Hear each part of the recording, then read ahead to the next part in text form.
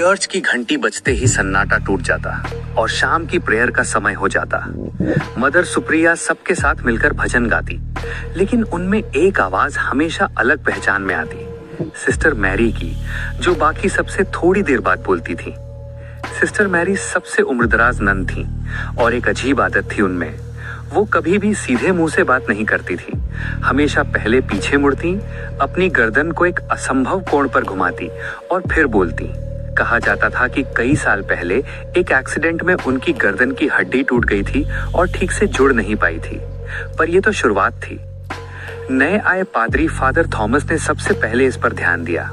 एक रात देर से लाइब्रेरी से लौटते हुए उन्होंने देखा कि सिस्टर मैरी चैपल की सीढ़ियों पर खड़ी हैं और बिना शरीर को घुमाए सीधे अपना सिर 180 डिग्री घुमाकर उन्हें देख रही हैं। उनकी आंखों में कोई ज्योति नहीं थी, बस एक खाली काले पानी जैसा शून्य। क्या बात है सिस्टर? फादर ने डरते हुए पूछा। सिस्टर मैरी ने मुस्कुराया, या यूं कहें कि उनके होंठ फैले, पर उनकी आंखें अभी भी मरी हुई मछली जैसी थी। मैं सिर्फ ये सुनिश्चित कर रही थी कि कोई पीछे तो नहीं आ रहा फादर। पीछे आने वाला हमेशा खतरनाक होता है।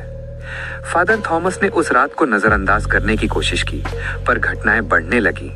बच्चों को पढ़ाने वाली सिस्टर ग्रेस ने शिकायत की, रात में उसे कोई अपने कमरे के कोने में खड़ा देखता हुआ महसूस होता है। जब वो मुड़कर देखती तो सिस्टर मैरी वहां खड़ी होती, उल्टी दिशा में मुड़े सिर के साथ, और कहती, तुम्हारे पीछे एक छाया है बेटी, मैं उसे देख रही हूँ। चर्च में डर का माहौल फैल गया। लोग सिस्टर मैरी से बचने लगे। मदर सुप्रिया ने उनसे बात करने की कोशिश की तो सिस्टर मैरी ने अपना सिर घुमाते हुए कहा, मैं तो बस उन्हें बचा रही हूँ मदर, उस चीज से जो पीछे पीछे आती है, वो चीज जो आईने में दिखती है पर असल में होती नहीं। एक रात तूफानी बारिश के बीच सिस्टर ग्रेस की चीख से भरा रोना पूरे कॉन्वेंट में गूंज गया। लोग दौड़े तो उसका कमरा अंदर से बंद मिला। खिड़की से झांकने पर देखा कि सिस्टर ग्रेस आईने के सामने खड़ी थी और उसके पीछे सिस्टर मैरी थी, जिनका सिर पूरी तरह उल्टा घूम चुका था। सिस्टर मैरी के होंठ हिल रहे थे और सिस्टर ग्रेस की आवाज में वही शब्द दोहरा रही थी, मेरे पीछे मत देखो, मेरे पीछे मत देखो। जब सिस्टर सुप्रिया दरवाजा तोड़कर अंदर घुसी तो सिस्टर ग्रेस बेहोश पड़ी थी और सिस्टर मैरी गायब। उस दिन के बाद सिस्टर ग्रेस कभी ठीक नहीं हुई। वो बस एक ही बात दोहराती, जो पीछे देखता है वही उसे देख लेता है।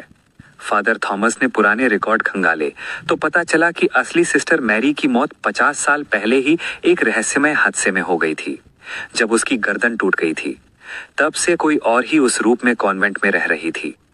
आज भी कॉन्वेंट की नई सिस्टर्स को चेतावनी दी जाती है, रात में अगर तुम्हें लगे कि कोई तुम्हारे पीछे है तो कभी मुड़कर मत देखना, क्योंकि अगर तुम मुड़ी तो शायद सिस्टर मैरी का उल्टा मुंह तुम्हारा इंतजार कर रहा होगा, और वो आवाज जो तुम्हारी ही आवाज में कहेगी, अब तुम मेरे पीछे हो।